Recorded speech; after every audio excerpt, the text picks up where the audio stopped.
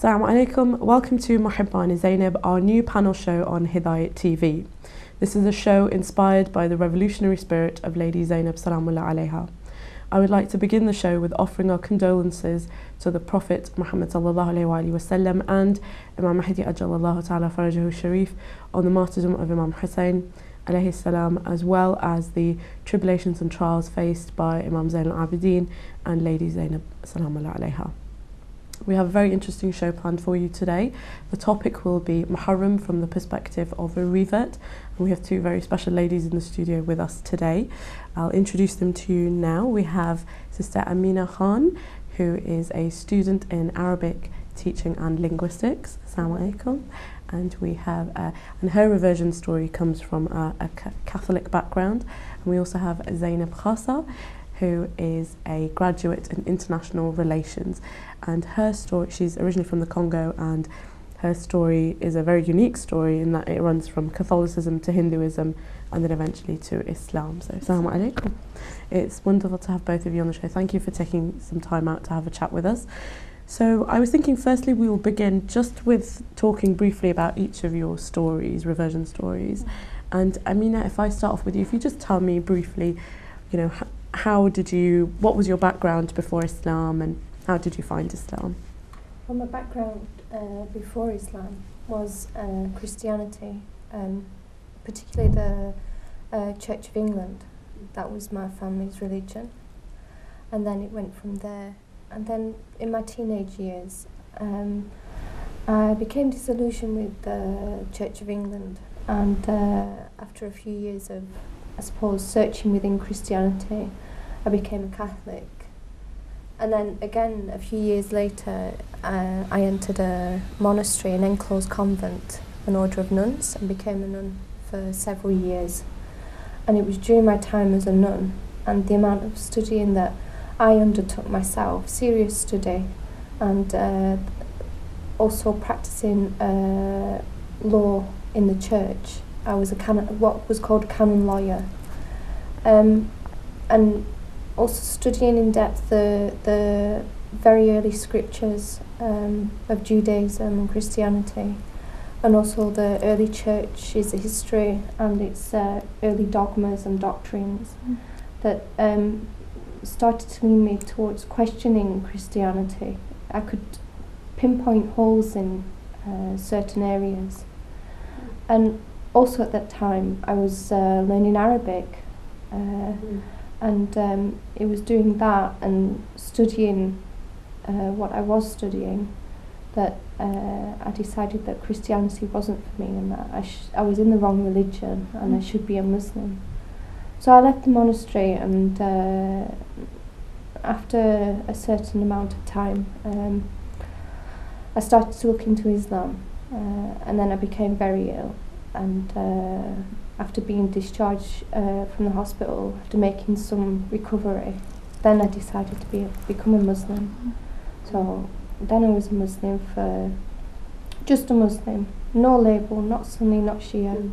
And then it was after just studying a little bit of Shia. Did you have anyone in your family who was a nun or had any of, Oh, absolutely not. No, so that was... No. I was the first, last and only nun in my family, yeah. Because it's not a lifestyle choice in Protestantism. In Catholicism, it used to be a lifestyle choice for the children, I suppose, but not so much now even. So it's very rare to find anybody in a family that's been a nun. It's usually my grandmother's sister or my great-grandfather's brother was a priest and things in certain families, but in my family, nothing at all. Anyway, so with regards Shi'ism, I was looking into it, but I didn't find any books that satisfied me. But it was after reading an academic book by Wilfrid Madelung that really grabbed my attention. And always, even in the monastery, when something is presented to me and in your heart and on its pages you see that's the truth and that's right, then for me I can't go against that. So that's what led to my reversion from just being a Muslim to being a follower of Ahlul Bayt. And how long was it when you after you became a Muslim that you became a follower of the Ahlul Bayt? I think that would be about maybe 4 years, although I'd been taught from my very beginning, I'd been taught to pray as a Shia. But I didn't know I was praying as a Shia, I just thought I was praying as a Muslim. And the way I did my tasbih as well was as a Shia.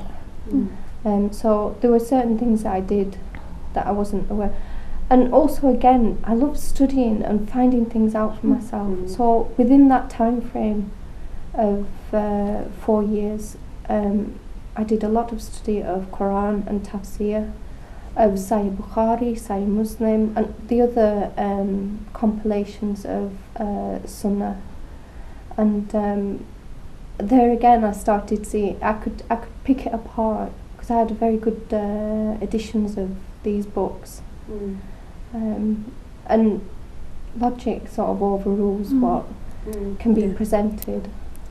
Did you have many sort of Shia friends who guided you, or was it, how? No. There was one Shia person that I knew, but it didn't impact. All I knew that they were a follower. They had great love of Ahlul Bayt. That was it. I had no Shia friends as such, and I had another friend, Layla, and she also was Shia, but I think from a background in Pakistan that it was such that you wouldn't advertise the fact that you were this because of the amount of bigotry that there is towards people who follow Ahlul Bayt. Well, that's really interesting. Zainab, why don't you tell us a little bit more about your story? My reversion story started at university on my second and third year. However, I grew up as a Christian and brought up by Christian parents, very devout. We knew all the concepts, doing right and wrong. We were very serviceable at church. I was at the choir. We did lots of activities. And when you would say some parents did go only on Sundays, but my mom took us to church every day.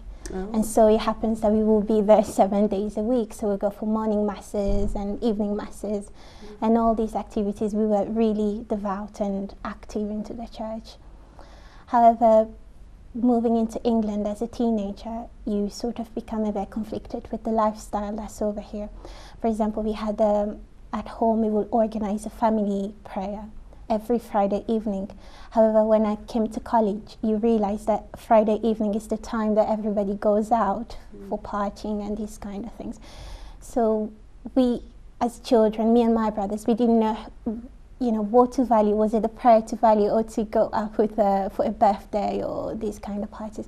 So again, we met different concepts here in Europe, and it was very conflicting. So at second year at uni, I did become a Hare Krishna devotee because I come across friends who were Hindus, but they were in the Hare Krishna sort of sect. And so the concept they taught was to build up yourself as a very strong person, individual, and to reach up salvation. And that was the concept that really drove me, because my interest was because I felt conflicted between Christianity and atheism, let's say, in this country. So I thought I needed to build up myself to be stronger, to be, independent lady, but strong-minded. But in the Hare Krishna, they taught this. They had this concept of karma. They had this concept of chanting and reaching up a high level of status within yourself, and then, having the power to do anything in life, basically. So I got very much involved into that. We had strict diet, had to become a vegetarian straight away, and had to meditate most of the time. And so I was quite hiding this change of my religion from my parents. So for example, Sundays I would go to the mass in the morning, and in the evening I would dash off and say, okay, I'm going out with my friends, but instead I'll go to the temple for lectures. And then it came at one point I didn't quite understand anymore, because the concept of karma made a hierarchy between, for example, racism and this kind of things. For example, they would say that, well, to reach salvation, you had to be an aristocrat in your life, in your previous life before you reach salvation, and you had to be of a white race and this kind of thing. So, you know, I looked at myself and I said, okay, well, I'm quite a long way to get there. However, I will try my best. It doesn't matter. And then I focused on the concept of karma, where it says that we had to reincarnate ourselves in each lives. So I had to question myself again, well, even if I did reach salvation, who would God recognize me as? Who would that be? Would I still be the same person? Would I be an animal, a man, or a woman? So these caused an anxiety within me, and to be honest, I was quite frightened. I was very confused. I didn't know what to do anymore. So I decided to go back into reading the Bible. Being a practical Christian, I stopped going to Hare Krishna lectures, although I really loved it. I kept on being vegetarian. However, I stopped. I started reading the Bible more, and I find more comfort into it. And that's how I came to know Islam as well, because on the third year at university, I started living with Muslim friends. And it was quite difficult for them to introduce me into Islam, however, because I've already made a change, so I was very insecure. I said, well, I don't know if this religion will cause me any more frustration and anxiety that I already had and I had to cope with. So, and then they gave me a few stories. They introduced me as well to the story of Imam al-Hussein alayhi salam, but I was not very much interested into it. I knew the concept of martyrdom because we had that into Catholicism. However, I wasn't much interested because I was very scared at that time. And so they gave me a set of documentary. I don't know if you're familiar with the what's it called? The New Arrivals. Ah, you watched The Arrivals, okay. I watched The Arrivals because I was a international relations student. So okay. You don't really believe into the conspiracy theory. However, you do watch it in order to cause a debate.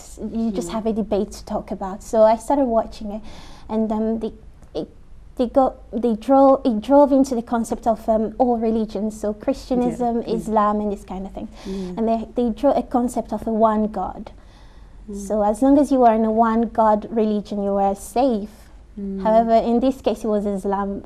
I didn't want to admit it. So they draw a concept that Jesus is not the son of God, it's the son of Mary. And you know, it did clarify my concept about the whole church, about how we practice. So I completely did stop going to church. However, I was still reading the Bible.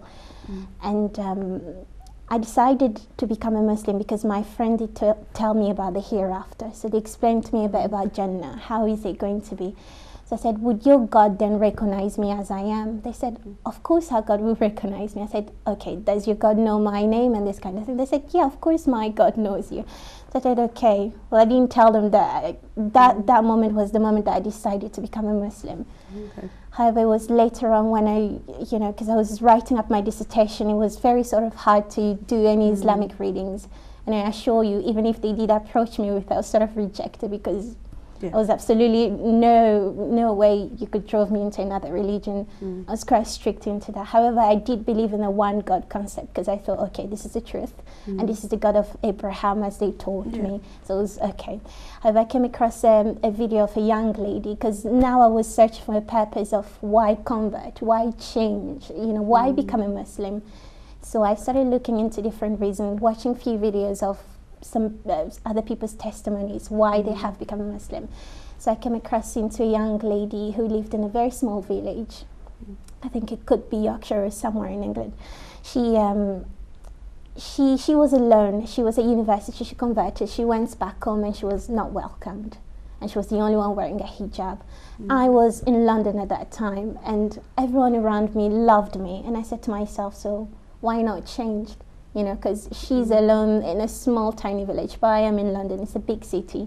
And I don't think my parents will reject me so much because I already changed.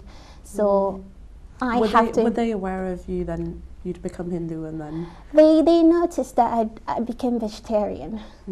And they would notice that I played random CDs into my room and I did random chantings.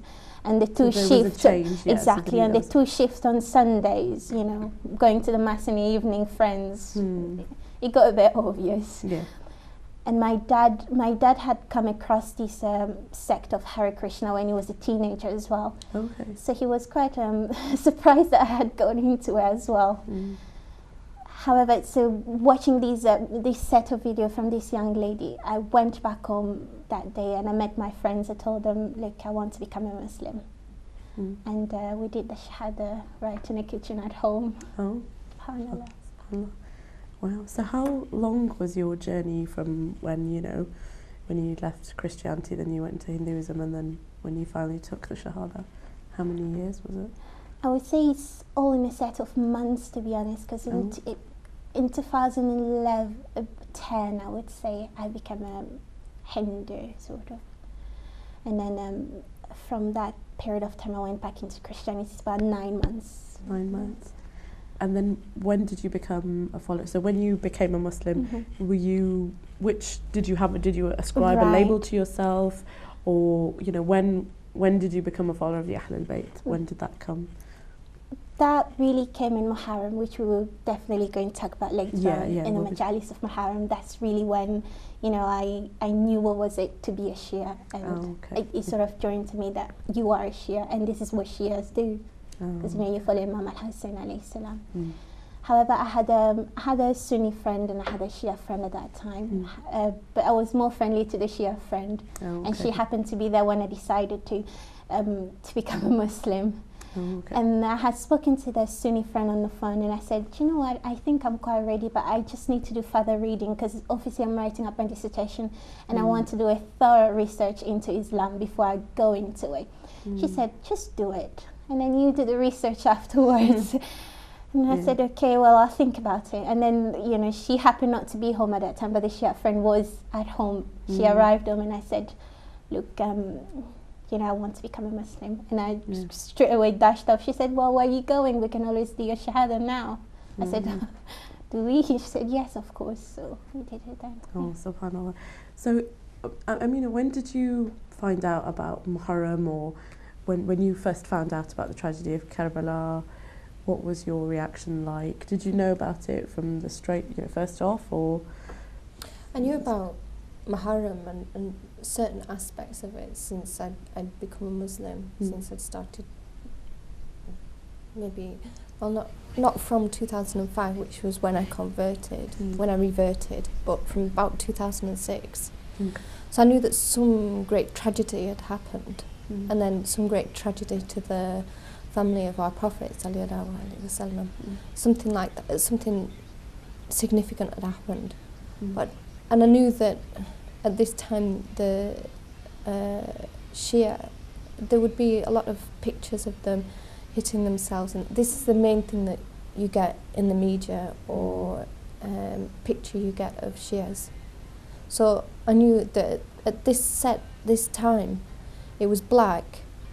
Everything was black for them, and it happened to be Matam, which I didn't know it was Matam, but it is Matam. So that was the main thing, but it was really just researching it on my own, and I didn't look past the history of the Prophet ﷺ's death until I read the book by Wilfred Madelung, which has it all in there, and such it goes into such depth and quite a wide research and analysis of the events preceding Karbala and preceding that Muharram, that it's all in the history, and it's all contained within such sunnahs as Bukhari and Muslim as well. So it's all there, but it was only after reading Wilfred Madelung's book then I realised actually it wasn't just a major significant thing, it was the defining thing of Islam, and has remained the defining thing of Islam since that time. That's true. Zainab, when did you, because you mentioned initially the tragedy of Karbala was mentioned too, but you were in a very difficult space at the time. When did you, because this is your second Muharram now, course, isn't it? yeah. So your first Muharram, when you found out about the tragedy in depth, or you found out what actually happened, what did you feel like your reaction was at the time? To be honest, when it happened as well to be the first majalis ever that I attended, Islamic majalis I ever attended, and it was, subhanallah, first Muharram. When people started, the lecturer started doing the maktal and the ladies next to me started crying, my tears flowed down and I said, this is the story of Jesus. Straight away, this is the first instance that did happen to me. I said, but this is the story of Jesus, and it made me sad, and I straight away remembered my mother, because she always cried, for when we will ever watch the movie of Jesus, so we'll talk about it. The crucifixion part makes us cry so much. And so I felt it and I said, have I been dreaming? This is the moment that we live for. So it reminded me of, what I did fail to do as a Christian at that time. And so I said, this is Imam al-Hussein, this is what Muslims do. And it's a distinction as well, because I have to say, when becoming a Muslim, I was in the middle. You don't want to be going into a religion that's divided, sort of, because you have Sunnis, you have Shias, that's the majority of them, but you don't really want to go into a religion that seems to be divided already, so you want to be kept at peace and you want everybody to be together. So this is worrying for me. I wanted the Sunni and Shias to be together. However, when I came to know about, I went to the majalis and I heard the story of Imam al-Hussein, for me it made everything clear that Islam is not actually divided. It's the people that have chosen to, to be whatever they want to be. And Imam al-Hussein is definitely that thing that clarifies what is right and what is wrong. Because it's a universal principle, isn't it? It's not, it doesn't depend on any religious dogma. That's why it appeals to almost every person. That's why there's quotes from Gandhi that says, I was inspired by, Hussein with my revolution. Amina, what part of the tragedy of Karbala do you feel speaks to you personally, or has a special, it's all incredible, each story is incredible, but is there any one, if you could pick it and you would say it really speaks to you, and why? There are several actually, especially when Hazrat Abbas alayhi salam goes to fetch water for Bibi Sakina salamullah alayha and doesn't get it, and that's a very, very sad moment. And it especially comes alive for me because I've done my ziyarat to Karbala, so I know the places of what happened when and where. Also the slaying of Ali Asghar, because that was just so ruthless and so devoid of any of the goodness of humanity. You just can't think of unless I suppose one has experienced a loss of that significance themselves, you can't really even begin to imagine the sadness of the mother even, but also the rest of them. And then afterwards, even after all this bloodshed, then the women going and the children going through all this tribulation and torture and very shameless behaviour towards them. But each one of the martyrdoms, each one of the martyrs give out a lesson which is quite powerful. Like one man being in the camp of Yazid and then deciding, do you know what, I'm not going to Jahannam, I decide to go for Jannah. So he goes over and joins those forces. But then I also think of those left behind, like Mukhtar al-Thaqafi. He was in prison at the time. So it was like this there were people there that wanted to come but couldn't come, and there were people there that did go and were slain.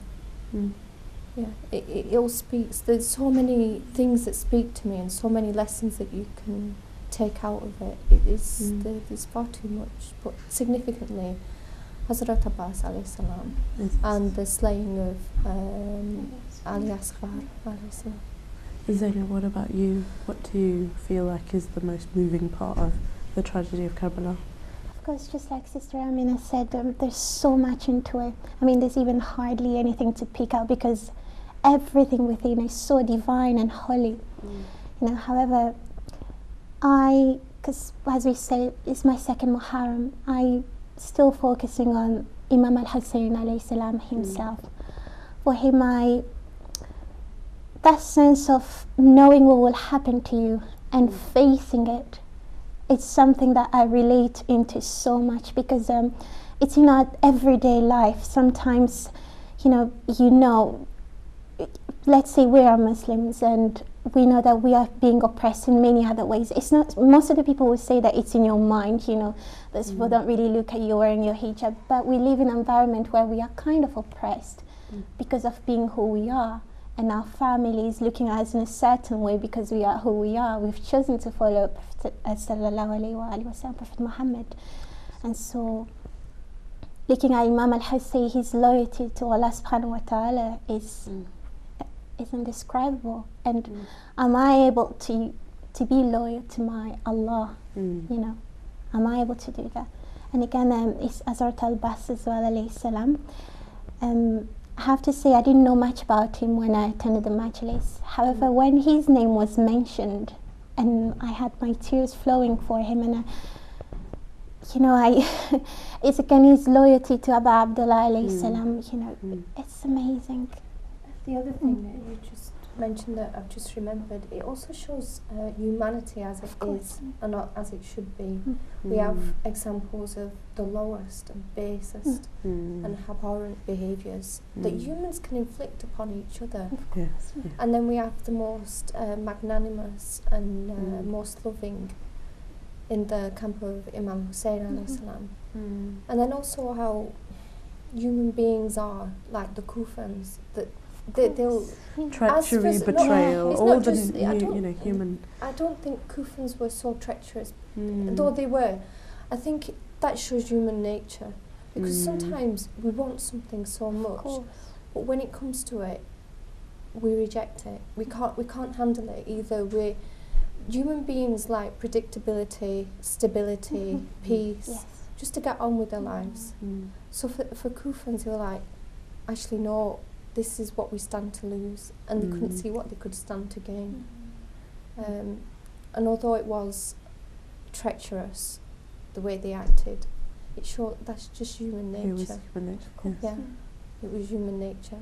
But again, it wasn't that Imam Hussein alayhi salam didn't know what was going to happen, and it wasn't as if he was going there at their bidding, because he already knew what was meant for him, and he already had decided long ago that this is what was going to happen, and this is what I have to fight for.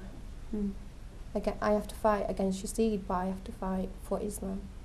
It wasn't actually up to the Kufans to say come, go, yes or no. Yeah. The Kufans were what they did, what it showed. This is humanity. What the army of Yazid showed, that's humanity. What the camp of Imam Hussein alayhi salam and the Masumin showed, that's humanity. It shows the pinnacles that we can reach and the depths that we can go to.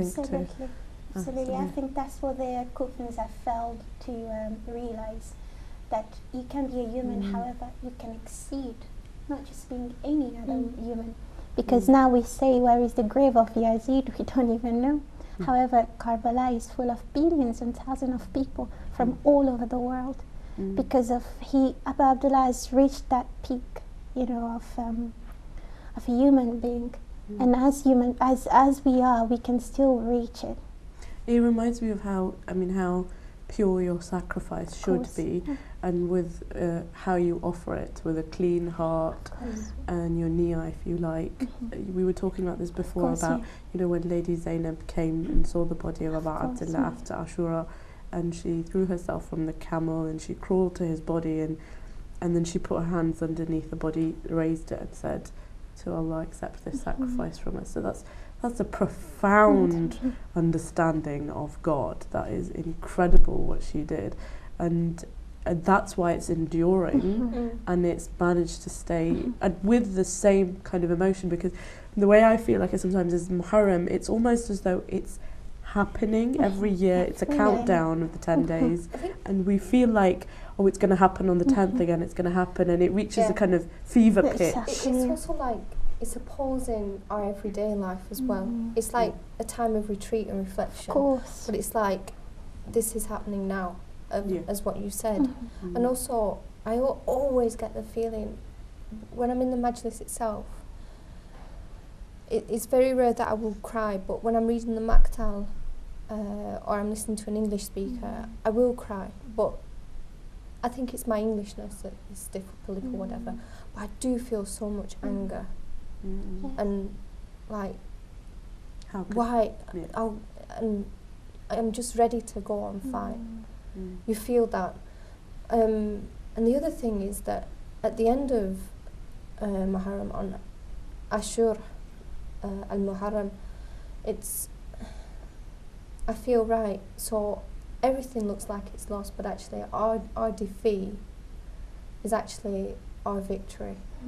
Because we remember it every year so much. It's our victory, and our victory in Islam, and not our defeat. Not at all. Not a defeat. No. Because if it was a defeat, we would have not known it. Me and Sister Amina today, maybe would have known it. Exactly. It'd be forgotten very quickly. Yeah. And because of Imam al-Hassan alayhi salam, that we revert today, we know Islam. Maybe we would have not known Islam if he stayed in Medina or they didn't do anything else. That sense of sacrifice exists today and draws many Muslims into, many other people into Islam. Well, I mean, I'm interested to know about your ziyarah. So when you went to, because I've not had a chance to go to Karbala actually, inshallah we will get the chance to go. When you first went, what were your emotions like? You know, what were like the second time? Have you been more than once? Inshallah, I'll be going again at Easter. I visited Kufa, Najaf and Karbala. And in every single city, this peace, it's just a sakina. It's a peace. I can't describe it until you go there. Even though you're supposedly in a dangerous country, you don't feel that. When you're in the cities itself, it's so much peace. When you go on your ziyarah, in regards to Hazrat Abbas alayhi salam, when he had his arms chopped off, there's one arm in the middle of a market. You have to go through a market, and it's in the middle of the stalls. And it's like, do you know? They've made it so nice, the ziyarah and that. And this is in the middle of daily life, so daily life has that reminder. Here is a part of the martyr's body. Here it is. Here it fell. And it's a reminder in daily life that we forget in our daily life. Of course, yes. And then the other arm, you go along the market again, and it's just outside the market, but at the top of a street and opposite the shrines, or between the shrines. And at that point, I couldn't help but cry, and it really is something, because it comes alive. Then it's not just words on a page or words of a speaker. This is the actuality. Yeah. And then going over to the shrine of Hazrat Abbas, and then there's so many places between. Here this martyr fell, here this, and then you get the story with it as well, like one of the ladies going to a husband who had been martyred, and again, and then she was martyred herself. A Christian rebirth. Yeah. Mm. And then going to Imam Hussein's shrine, and that's quite, it really does sort of bring that sense. But most of all, going up the hill, you go up a little incline and see where Bibi Zainab and the other women stood and watched the events. And when you're there and you see, you can't even imagine the absolute confusion that must have been in the minds of these women, seeing their husbands, their brothers, their sons being slain. And you can go to the place where the tents are. There's a very simple thing set up for that, and then also where the tent of Ali Asghar is, and his little shrine as well, and there's a cradle, and there's much more of an impact than there is when the Tarbut comes out in the Majlis, or the cradle of Ali Asghar. Well, it's the location of it's where it happened. It just makes it so real, and it impacts on you. Yeah, this is where they were, and this is what they did there. That's how it becomes real. Majlis gives that sense, but not. It can't be such an impact as going there. It's the same place. And what about when you went to Najaf? What was that like to see? Najaf was it's so peaceful. Really is so peaceful, and it was every day we went to the shrine and and did our ziyarat and things. It's very peaceful, and you also feel that Islam is as it should be. The women are left to get on with their things. The men are left to get on with their things. There's no harassment or anything. And also in the masjid itself, I mean, the women can go about their business and the men can go about their business. There is segregation at prayer time, but otherwise, there's not this tenseness that, what if I lose somebody or this or that? And everybody is that they'll go and help you. And that really amazed me as well, that during the first 10 days of Muharram, how you see even families, a mom and dad, the children, it's a self-sacrifice as well. It's not that you don't care about each other, but you go deep, into thinking about Imam al-Hussein. It's all for him. It's all for his companion. It's all for his family, women and children. So we have that segregation, but it's not because it's the female and male segregation, but it's spiritual segregation. It's self-focus. And for me, I find Islam works really hard into making sure that this spirituality still lives between separating. I find there's more spirituality in Shia Islam than there is in Sunni Islam. There is a different emphasis. Well, the driving force of Shia Islam is Aba Abdullah. Of course, He is the core, isn't he? And he defines everything that we do. What do you say to people who, for example, will say, Shias engage in grave worshipping, or, how can you explain that commemoration is important? Who's that with me? That it needs to be done, that it is an event worthy of being remembering. How could you explain? Even in the Sunnahs of Bukhari and Muslim, you can go and pray at a grave. I mean, to make dua, I don't mean do salah. And you can make dua there, you can read Quran, you can convey your salams on the person. And that's seen as beneficial for that person. Okay? And it's beneficial even for martyrs who are still alive. The physical self is maybe being obliterated, but they're still alive. So why shouldn't I convey my salams? If I can convey my salams and do my salams in Medina on the Prophet ﷺ, and if they can do their salams also on Abu Bakr and Umar, then should I not be able to say my salams and my condolences and to the Ahlul Bayt that were treated in such a way that's abhorrent even in Arab adab and Arab culture. They're not Arabs at all that did this. They're not even Muslims that did this. So there's that. And also, if you're talking about grave worship, what do you mean by grave worship? There are plenty of these shrines of these peers and Islamic saints who are not Shia, who are no way Shia, but people go and they do such acts that make you think, what actually are you doing? And if I am worshipping, if I am worshipping at a grave, how do you know that I am worshipping at a grave? Because my niyyah may not be worship at a grave, but my niyyah might be, but you can't ascertain that. The niyyah is between you and Allah. And as long as I am not putting anything before Allah or above Allah, I am not worshipping anything else. Zainab, how would you explain the need for commemorating Imam Hussein, or why we need to? Why is it worthy of remembering?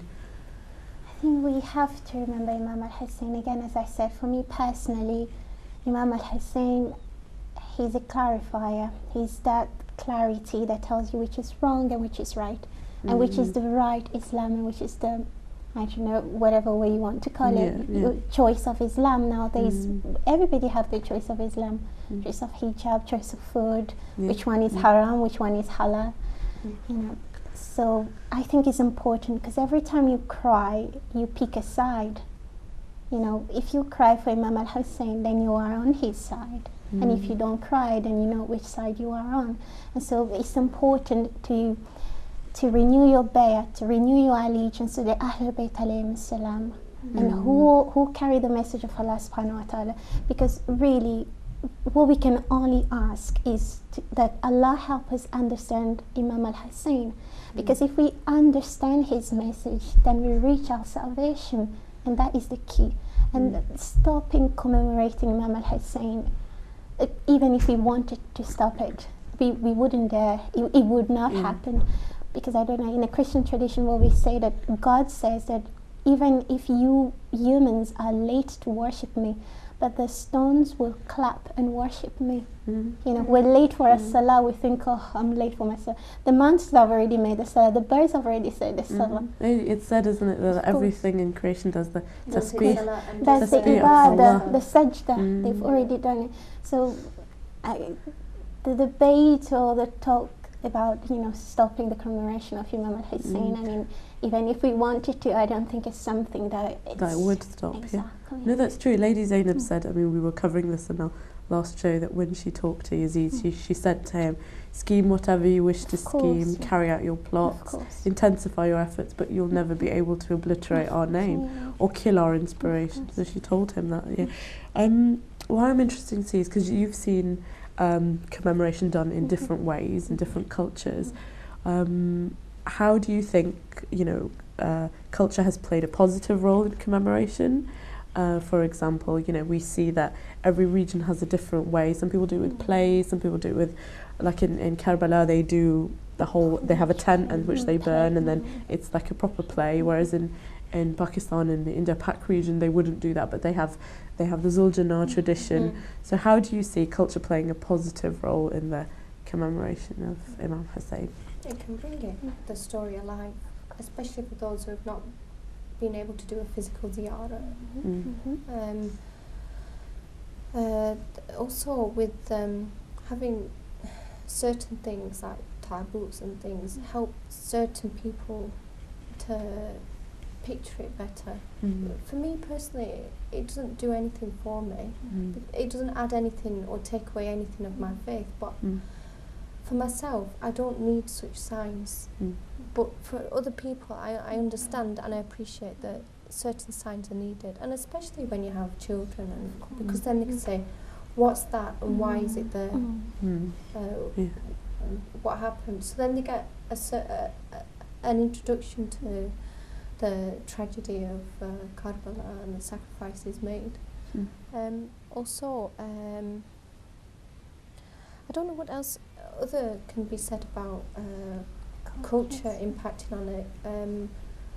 Well, obviously, if you're lucky enough to attend a markaz which has English speakers, Urdu speakers, Farsi speakers, then it opens the commemoration of Muharram up to everybody then, a wider range of people. Yeah. So obviously that's helpful, but also how do you see, for example, this is quite a tough question as well, but how do you see the reverts being welcomed in sort of the Shia community? What kind of experience have you had? Do you think there's not enough English majalis, and there's too many in other languages? How do you feel?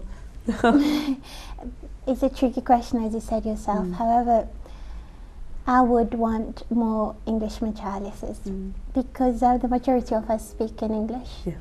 So we would like to have that availability for us to be there, so that we can learn. There's no other way we can learn.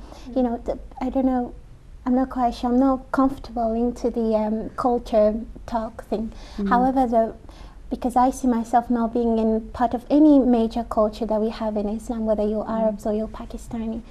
So when these two sort of talk happened, well, I think, okay, hang on a minute, are you going to have this talk because where would you put me then? You know, I don't belong in any particular culture.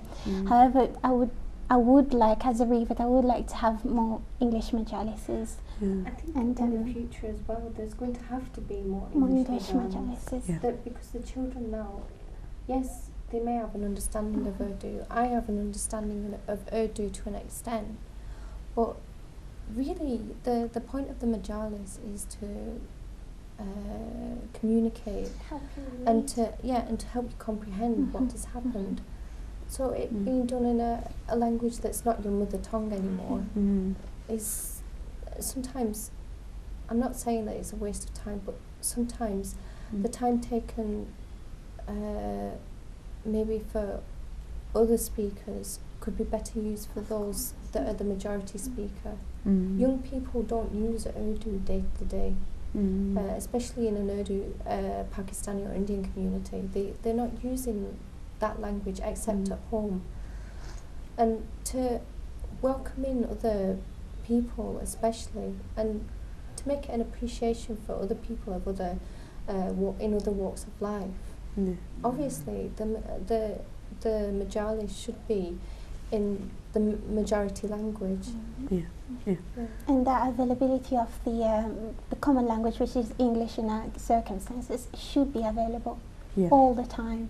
I mean, I don't really mind that we have people, some of us who don't speak English well, those who don't speak, you know, we should have the availability there. It's also a time, our majalis, especially for English speakers, going to the majalis is our time to learn. Of course. Because there are so few English books, Shia books, available to us to buy or even to get on the internet. And the information on the internet, you have to be very selective very wary about it. So if we had the books for it, then we would be better for it. But we don't have the books. We haven't got the translations yet coming through. There's so many translations from the Farsi to the Urdu, from Arabic to Farsi to Urdu. All these books are there, but there's unless you have an understanding of Arabic or Farsi or Urdu, you don't get this information. And people who are just for myself, I want to know and to study and to find out the authenticity of things and I want the authentic material that I can read, I can understand, and then things come alive better, and you've got more of an appreciation for the knowledge and for what is being contained and passed down from Imam to Imam to the believers. And again, just for the sake of the widespread of Islam, it's not that we want to preach Islam or force people into Islam. However, when we are informed in English, And we live in an English country, like it or not, so we meet non-Muslims. So if they question you, how would you be able to answer? That's So, you true. know, again, that's just in a widespread of Islam. We have to be able to answer ourselves and, you know, talk about ourselves. Yeah, that's true. I was going to ask actually what role majalis play, but you already answered that. That in your mind it should be where it should you be have. conveying knowledge, Yeah. first and foremost. And when you get any crumb of knowledge we get, we possess it, so we guard it so carefully. Whereas any knowledge we don't get, we feel like it's such a letdown for us. If I suppose we appreciate and don't take for granted what we have. What you we have have struggled come to to. find. Yeah. Yeah. And so when we come to the majalis, we expect even just a single crumb, even if I get one word in Urdu, but it's the key word of that majalis, I can then sort of think, why has that been said, and how is it? Or else if I get a few words, then I know what the key things are that I should be focusing on. But when I come away with nothing, it's such a letdown for me, and I suppose it's a letdown for you, Zainab, as well. That you think, I've spent this time coming. I suppose you feel in a way that the justice to Abu Abdullah hasn't been done. Yes. Because when you have a majlis, then you must keep alive his tradition and Lady Zainab's tradition actually. How can I keep these things alive if I'm not What given did he them? fight for? Yeah. And how can we then implement it within ourselves? So I think in your mind, majalis that are truly revolutionary or changing of people, that's what we need. Yeah. And in English, because that is the predominant language, isn't it? That's the I'm not saying take away the Urdu or Not Farsi at or all. Arabic, Yeah. no, because there's beauty in those languages Yeah. that there isn't in English. And also, then if you take away them, you're excluding the other people that use that as their first language or their mother tongue. So, yes, it's important, but you're going to have to start implementing more English. What do you guys look forward to in Muharram? What's your kind of, when you're thinking about, I'm going to attend the majalis, or you've kind of touched on it, you want to learn, you want to benefit sort of intellectually. But what else do you look forward to? Maybe the community feel. What is it about Muharram that's, and you have? Definitely the community feel as well. It plays a big role into into commemorating Imam al-Hussein alayhi salam. Again, like Sister said, we can have the books, so they can be made available for us. However, would we know how to recite it? Exactly.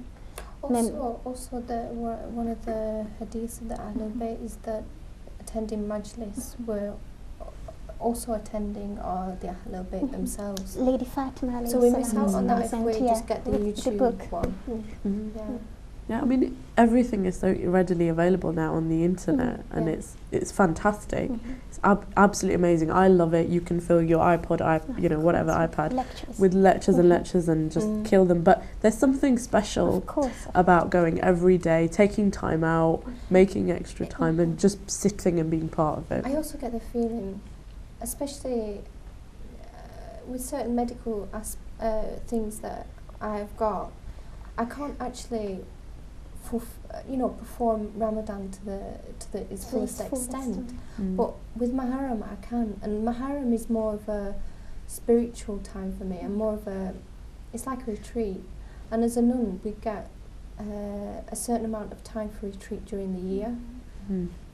So it's like I'm recharging my spiritual batteries, and that's what I look forward to in Muharram. And through that retreat, then obviously I'm gaining knowledge, but it's that I'm recharging. I can recharge for the rest of almost the rest of the year, like obviously Muharram and then go on to Ramadan. But then all the commemorations that are within the year too, it's also like a little charge. But Muharram is the big recharge. I mentioned to a friend, I said, I've just actually realised that Muharram is the first month of the Hijri calendar.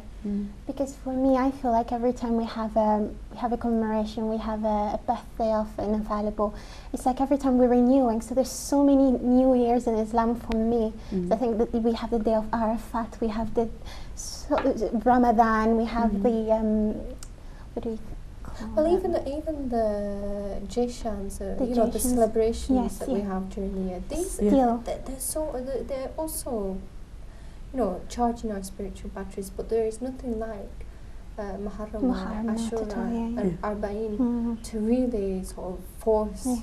that charge. Mm.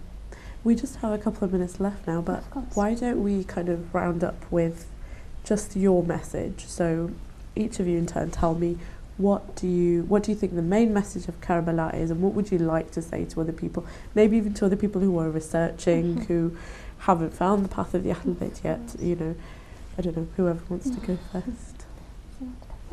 If you want the reasons why we commemorate Muharram, then I suggest you get the book by Wilfred Madelung, The Succession to the Prophet. That's the title of the book. Get that, and then you'll understand it. It's rather academic, but you'll understand why we do it. And what it is about Muharram is, this was Islam. Imam Hussein alayhi salam had fought for the preservation of Islam as it is, as it should be, not as it should be changed or rejected. And we have been left this legacy of suffering and of tribulation. So we shouldn't expect an easy ride as followers of Ahlul Bayt. We're going to be tested severely.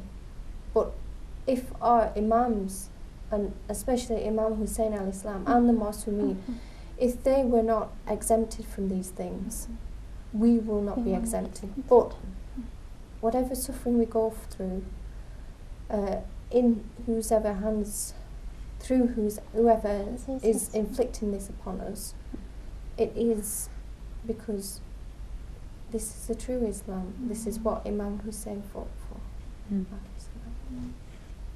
So, I think that, what was the question again? what would you like people to sort of take away regarding Karbala, and what is the most important thing about it in your mind? What makes you, you know, it gets to your heart, if you like? And the message about Karbala is sacrifices. You know, we all have to sacrifice something in our life, and the greatest sacrifice is the one that you give to Allah. You know, you can bring your children up, you can send them to universities and everything. However, they will choose to be who they want to be. However, if you sacrifice for Allah subhanahu wa ta'ala, the reward is immense, and it's for now and in the hereafter. And the best of example, it is Imam al-Hussein alayhi salam. So we should look up to him more. That's really well put, I think. Thank you very much, ladies. We've had the chance of having two very inspirational and unique women, and I think it's all time for us to reevaluate and have a real think and reflect on our own kind of faith, because faith has not come easily to some people, and some people have been born into it, but that means that often it's taken for granted. It's important that we ask ourselves the difficult questions, and we make sure that the love is not just a superficial love that we have for the Ahlul Bayt, but it really gets into our heart and our soul, and then obedience is born. And that's when you get people like Salman, Miqdad, Ammar, people who go the whole distance, not people who just say or pay lip service, if you like. So thank you very much for coming. It's been wonderful to have you. Join us again next week when we have on another show on Muharram, inshallah. We hope to see you then. In the meantime, may you stay in the best of health and iman, and may Allah protect all the mu'mineen, all of the mourners of Imam Hussein, wherever they are, all over the world, inshallah. And we'll see you then. Wassalamu alaikum wa rahmatullahi wa barakatuh.